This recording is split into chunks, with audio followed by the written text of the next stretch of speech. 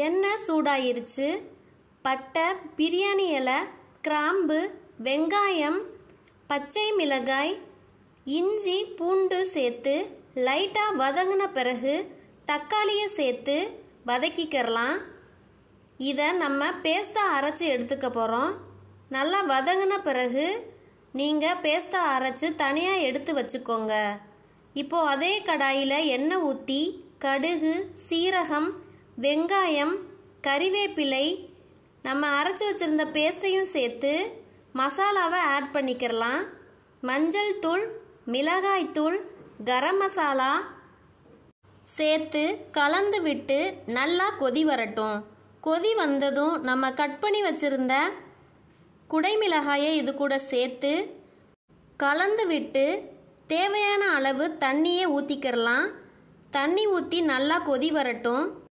எண்ணெய் பிரிஞ்சு வந்ததும் நீங்கள் அடுப்பை ஆஃப் பண்ணிடலாம். சப்பாத்திக்கு ஒரு அசத்தலான கிரேவி ரெடி ஆயிருச்சு. இதை நீங்களும் ட்ரை பண்ணி பாருங்கள். இந்த வீடியோ பிடிச்சிருந்தா லைக் பண்ணுங்கள். தேங்க்யூ ஃபார் வாட்சிங்.